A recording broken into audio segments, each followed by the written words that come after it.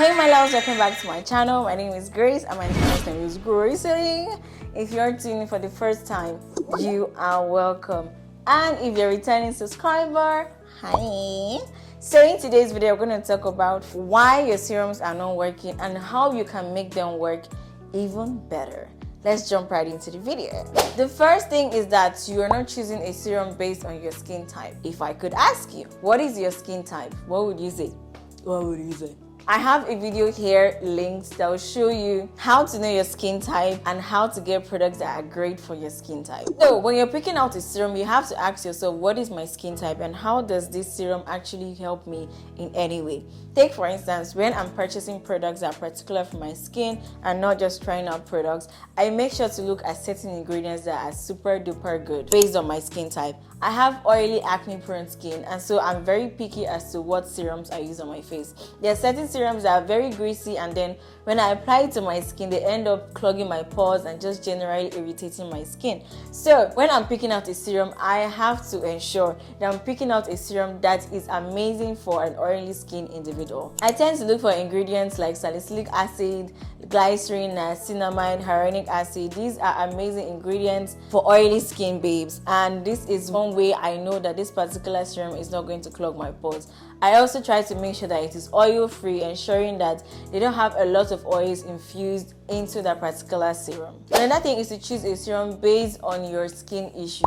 What is your skin issue per se? Personally, my skin issue is acne, and when I'm picking out a serum, I make sure to pick out a serum that has very good actives in it. Take for instance, like I said earlier, I always pick a serum that has salicylic acid or something that is going to help prevent acne. Certain ingredients like BHA, AHA, benzoyl peroxide, these are ingredients I make sure to look out before picking out a particular serum. Another thing I do is to layer properly. One thing we don't understand in skincare is that there are principles to everything. For instance, I always start with my cleanser. You cleanse your face, you do all your thing and all that jazz. I continue with my toner, and then I go in with my serum, I moisturize, and then I put on my sunscreen. Here is a video as to how I layer my skincare. Do well to check it out. This is because if you don't layer properly, you have products above certain products, and this will also prevent absorption from going on properly. You have to use your lightest to your thickest. These are the basics. So it is super important that you layer your skin properly.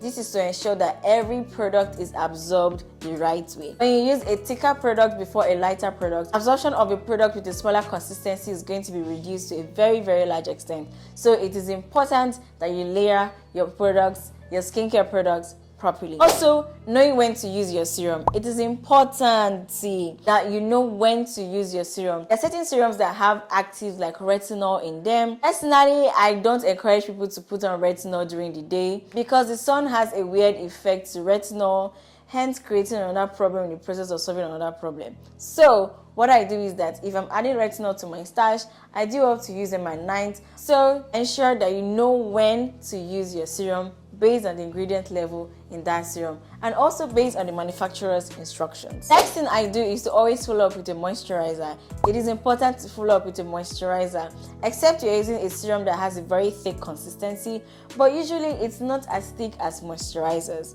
Moisturizers are there to seal up moisture.